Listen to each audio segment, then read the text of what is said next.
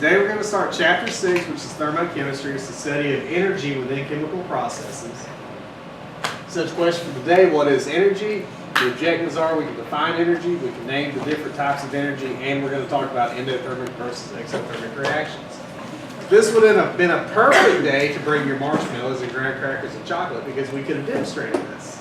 Dang it! But you know what? Hey, you have to bring it.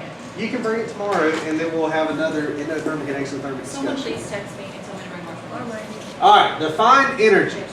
Who can give me a good textbook definition for energy? The ability to do work. Nathan, that is perfect. Great job, Nathan. Not like you. Not like I read this chapter. You always do this. That's funny. That's funny. What are you talking about? Can work and produce. Maybe this should be our motto for next year.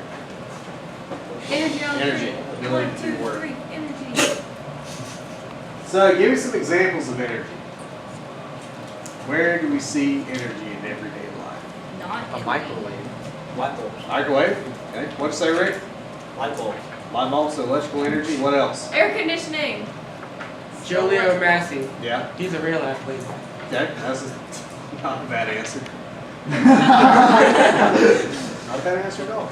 All right. What would Roland tell you is a good use of energy? Push-ups. Avocados. Bananas. Gosh. Feed the machine. Potential energy. You got to put all that stuff in your body so your body can convert it to ATP. I love avocados. They're gross. They don't really have a taste. All right. Different types of energy. Two main types that we're going to look at is potential and kinetic.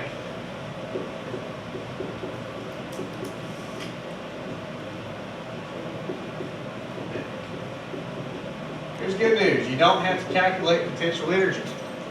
You will have to calculate kinetic though. So, what's a good definition for potential energy?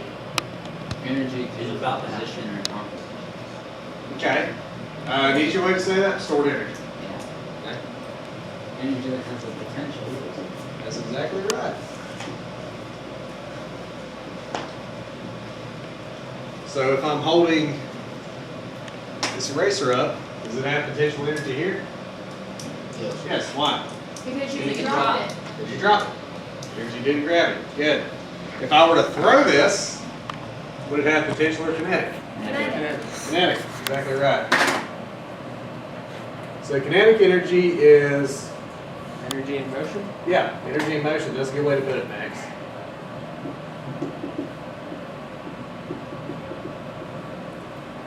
And we do have a little equation that we need to remember with this. This might actually be on your cheat sheet, I'm not sure. 1/2 mass times volume. 1/2 mass times volume squared. Good. So, That's the formula for kinetic energy. yes. So, there is a small chance you may have to calculate that on the AP test. I can't remember seeing any examples of it, but it is one of the things that is mentioned in the course description that you need to know. So V is volume or velocity? Velocity. So what is the 1/2 mass times velocity. All right, let's look at the units. So mass is in grams and Okay. volume is mass is in, we're actually going to do mass in kilograms here. in. Oh. So if mass is in kilograms, that's going to be times velocity squared. What do you think velocity is going to be in? What's the standard unit Meters on per velocity? second. Meters per second, right? So we have meters per second squared. If we want to factor that out, we would have kilogram times meter squared divided by second squared. What does that equal to? That is a joule. Is joule a unit of energy? Yes. Yes, it is. So this makes perfect sense. We were doing this in the honors class not too long ago, talking about the de Broglie principle. You know what the crazy thing is? What's that? The only difference between a joule and a newton is meters squared. Yep. A newton is kilogram meters per second squared. That's crazy. I just figured that out right now. Newton is a unit of force. What is the unit of energy? A newton is force, right? Yeah. And this is Joule is energy. Yeah, they're closely related. okay. So let's do an example. Wait, so what is a joule, like, for definition wise? Definition-wise, just a unit of energy. It is defined as a kilogram times the meter squared divided by second squared.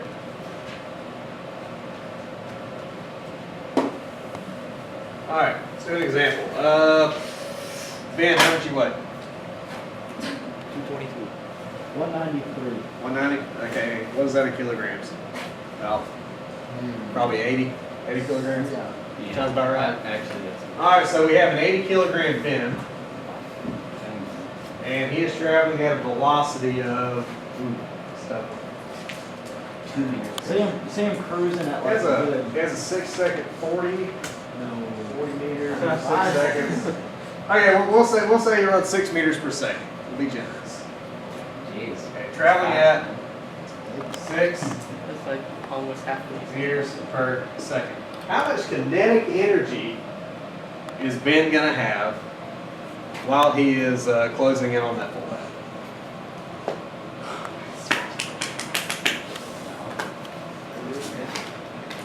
Would it just be- 480 meters, It's like or 480 joules. Wait, no, hold on. No, that's not correct. Don't get ahead of yourself now. 2,880. Are you sure? Yes. No, it's half. Half of that. So 144. 1,440. Wait, did you use the 1/2 NV squared? Yes, we 6 did. is gonna be So- squared, Kinetic energy so there's of Ben is going to be equal to 1/2 his mass times his velocity squared. You plug everything in, that's going to be 1/2 times 80 kilograms. 1440, is that what you got? Yes. Woo! Velocity is 6 meters per second. So that's going to be 40 kilograms times 36 meters squared divided by second squared, which is going to give us 1,440 joules.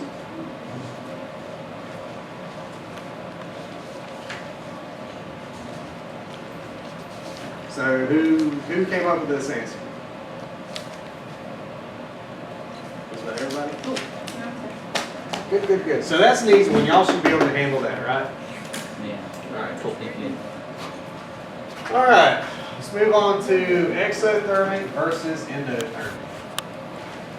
We're going to have a cool spore field demonstration. But Savannah forgot the marshmallows. Yeah, it's all good. It was my We'll do it birthday. another day. You bring me marshmallows. So what's the difference in an exothermic reaction versus endothermic? Well, an endothermic reaction is where it's energy going in, an exothermic. So an exothermic releases energy, Yeah. while an endothermic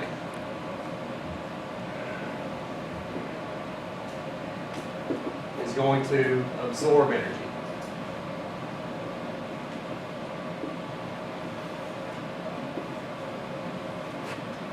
So the answer is always going to be in joules.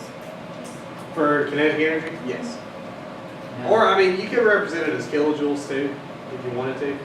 But it's going to be some base of joules. So when we talk about endothermic and exothermic reactions, there are 3 parts that we have to consider. We have to consider the system, which in our case, most of the time is going to be a reaction that takes place. We also have to consider everything outside of the system, which is going to be our surroundings.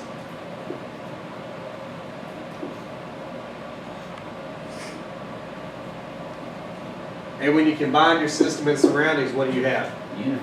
Universe.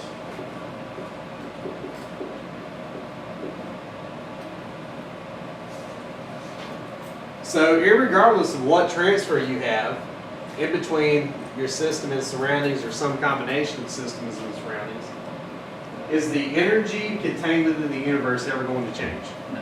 No, it is not. What law tells us that? First law of thermodynamics. First law of thermodynamics, also known as the law of conservation of energy, which, just like the law of conservation of mass that we've already talked about, states that energy cannot be created nor destroyed, it can only be transferred between systems. So, let's look at a couple of examples. If we were to make those, or would have been able to make those s'mores today, when the marshmallow and the when the marshmallow is absorbing the heat, is that going to be an endothermic or an exothermic reaction? From the perspective of the marshmallow. Endothermic. What about from the perspective of the Bunsen burner that we were going to heat the marshmallow with? Exo, because it's giving off heat. Good. What else? What about inside of your engine in your car? The combustion that happens inside, endothermic or exothermic? Exothermic. Good.